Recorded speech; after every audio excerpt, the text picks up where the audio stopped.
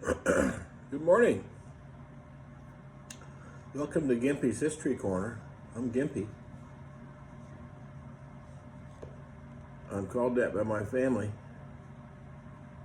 One of my family members, Scott's girlfriend Casey, got me this refrigerator magnet of Van Gogh's painting of a cafe. One of my favorites. And I had this frame I made with a metal screen background, and I just stuck that magnet right on there. One of my favorites, Van Gogh. He's a fascinating case. Okay, video number 127, still on capitalism. Capitalism and unstable markets. If you watch the news, right now people are predicting we're in an unstable markets with relation to artificial intelligence and data centers. So we'll get to that at the end, but right now we're going to do the history of unstable markets in the United States. It's called boom and bust. The U.S. has experienced repeated market instability driven by speculation, deregulation, and systemic shocks. And in history, they used to call these panics. Human beings panic fairly easily when it comes to economics. And the rich people who run the markets are not immune from panicking themselves. So I'm going to run through some of the panics through our history, what caused them. Usually meant they were buying too much of something and overextended, and then there was a crash. Okay, the first panic was 1797, land speculation. Overextended credit. 1837, banking crisis. Andrew Jackson hated the National Bank, so he became president. He wiped it out, and then of course we had a banking crisis. So Andrew Jackson caused that one. 1857, declining international economy and overexpansion. There we go again. The Gilded Age panics, 1873, built too many railroads. Remember that one? 1893, collapse of railroad overinvestment and a run on gold reserves. There we go, a run. It's like a run on banks. Then, of course, we had the Great Depression, probably the most famous ones. 1929 stock market crash, 90% drop in value. Thousands of banks closed,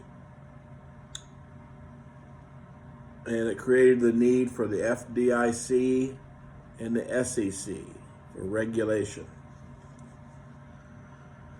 So Roosevelt closed the banks for a bank holiday, and his experts went through and decided which banks were healthy enough to reopen. The rest of them all closed. People just lost their money. Isn't that something? You put money in a bank, and they loan it out to other people in bad loans, and they lost it. Your money's gone. Wow, how's that even possible? Post-war recessions, 1973 to 75. They had the oil embargo and stagflation.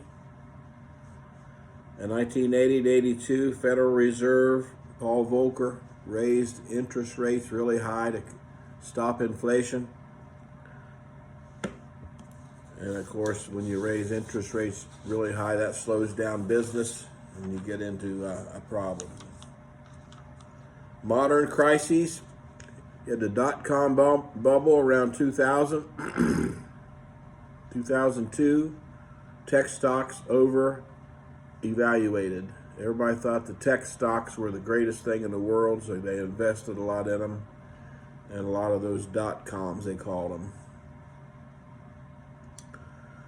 and they crashed. They just didn't do well. They went out of business, and people lost their money. The 2008 mortgage crisis, collapse of housing.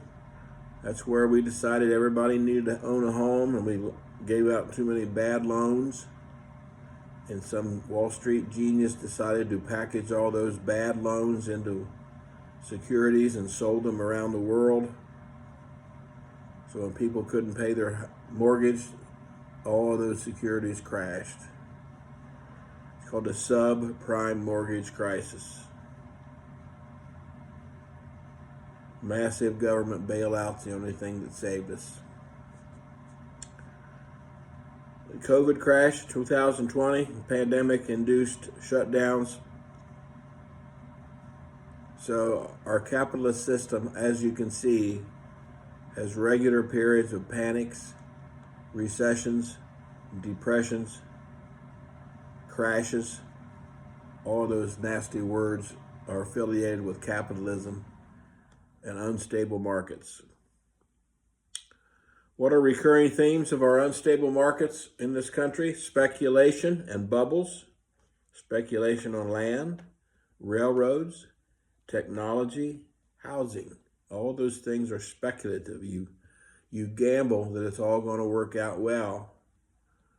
You put a bunch of money into it, and then it doesn't go well. So there's a crash. Deregulation.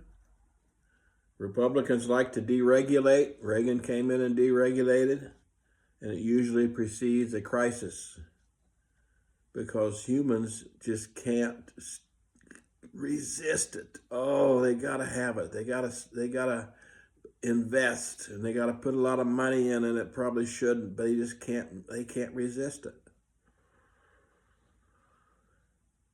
Weakening oversight usually leads to crises. I'm sorry, that's the way it is down through history. If you don't watch it and say, no, you shouldn't do that, you can't do that by law. Humans will just do it. That's just human nature. Inequality and systemic risk, disproportionate impact on the working class. So the wealthy make these bad decisions and it goes bad for them, but they're still wealthy for the most part. But the people who suffer are the guys working on the assembly line or in the stores or in the factories, and they get laid off. So are we in a bubble right now? Many people think so. We're in an AI bubble, it's called. AI has driven 75% of Standard & Poor's 500 returns and 90% of capital growth. The big companies are NVIDIA and Alphabet for Google, and their valuations skyrocketed. There you go. Skyrocketing is a sign of a bubble.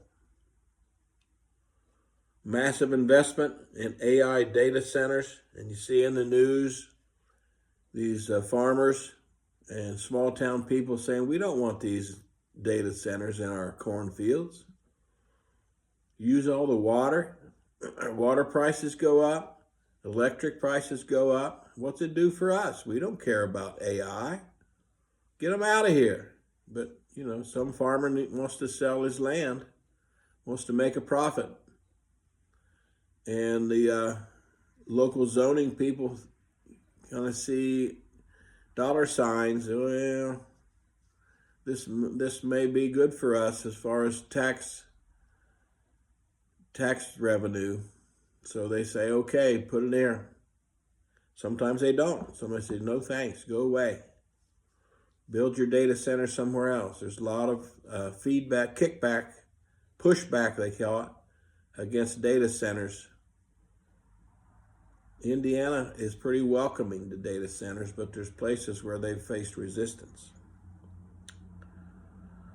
All right, one of the cracks they're showing, the Google CEO warned of elements of irrationality. There you go, irrationality. Bezos calls the current climate overexcited. Yep, that sounds like a bubble. And it's an industrial bubble, he called it.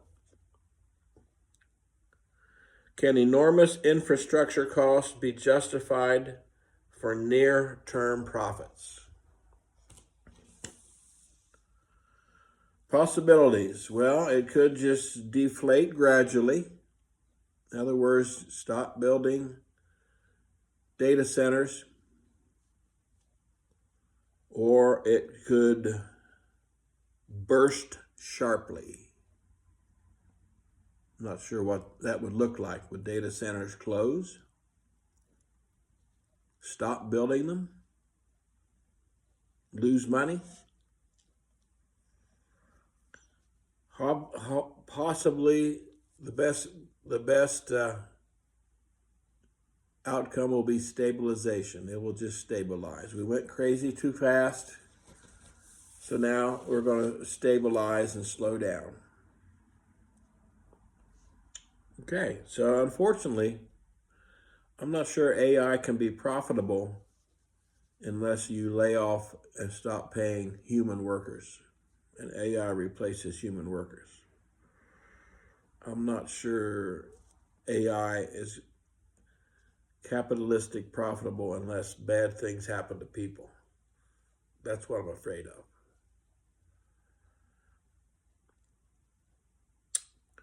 But I'm not sure that the tycoons of business in today's world care about the worker or the people. They care about profits.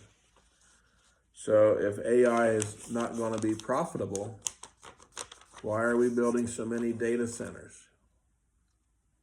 Data centers use a lot of water to cool off the big machines inside, and use a lot of electricity. So all of our electricity bills are going to get higher because of data centers. And do we all benefit from AI? Yeah. I don't think people think about that. I think the tycoons think, will I benefit? Will I get another billion or trillion? I don't know. All right, so that's how capitalism works. Boom and bust, over and over again. We never learn any lessons.